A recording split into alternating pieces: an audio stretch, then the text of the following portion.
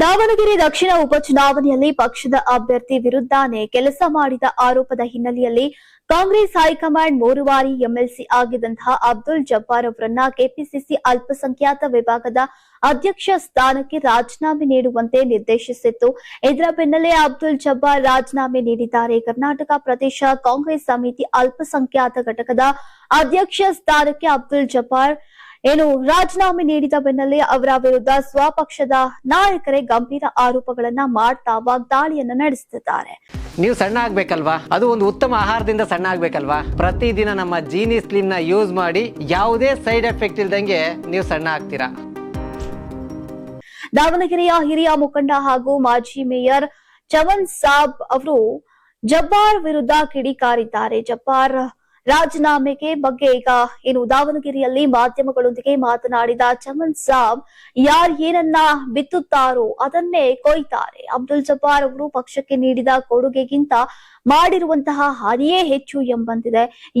ಏನ್ ಮಾಡ್ತಾರೆ ಅದಕ್ಕೆ ತಕ್ಕ ಪ್ರತಿಫಲ ಅಥವಾ ಪ್ರತಿಕ್ರಿಯೆ ಸಿಕ್ಕೇ ಸಿಗತ್ತೆ. ಇವತ್ತು ಜಬ್ಬಾರ್ ಅವರಿಗೆ ಈ ಪರಿಸ್ಥಿತಿ ಬಂದಿದೆ ಅಂದ್ರೆ ಅದಕ್ಕೆ ಅವರೇ ಕಾರಣ ಅಂತ ನೇರವಾಗಿ ವಾಗ್ದಾಳಿಯನ್ನ ನಡೆಸಿದ್ರು.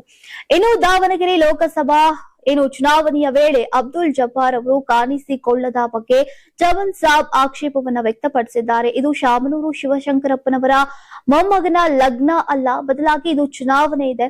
ಈಗ ದೇಶದ ಹಿತದೃಷ್ಟಿಯಿಂದ ನಡೆಯುವಂತಹ ಯುದ್ಧ. ಆದ್ರೆ 3 ಬಾರಿ ಎಂಎಲ್ಸಿ ಆದವರು ಚುನಾವಣೆ ವೇಳೆ ಪ್ರಚಾರಕ್ಕೆ ಬರದೆ ಅಜ್ಞಾತರಾಗಿ ಇರುವುದೇ ಒಂದು ದೊಡ್ಡ ಷಡ್ಯಂತ್ರ. 2023ರ ವಿಧಾನಸಭಾ ಚುನಾವಣೆಯಲ್ಲೂ ಕೂಡ ಅವರು ಬಂದು ಹೋಗಿದ್ರೆ ಹೊರತು ಪ್ರಾಮಾಣಿಕವಾಗಿ ಕೆಲಸವನ್ನ ಮಾಡಿರಲಿಲ್ಲ. ಈಗ ಉಪಚುನಾವಣೆಯಲ್ಲೂ ಅದೇ ಚಾಳಿಯನ್ನ ಮುಂದುವರಿಸುತ್ತಾರೆ.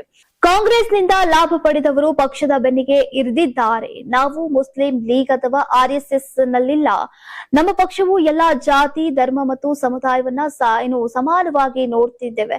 ಈಗ ಪಕ್ಷದ ತತ್ವದ ಪ್ರಕಾರ ಡಾಕ್ಟರ್ ಶಾಮನೂರು ಶಿವಶಂಕರಪ್ಪ ಅವರ ಮೊಮ್ಮಗನಿಗೆ ಟಿಕೆಟ್ ನೀಡಲಾಗಿದೆ. ಅಜೀಜ್ ಸೇಠ್ ನಿಧನದ ನಂತರ ತನ್ವೀರ್ ಸೇಠ್ ಅವರಿಗೆ ಟಿಕೆಟ್ ಅನ್ನ ನೀಡಲಾಗಿತ್ತು.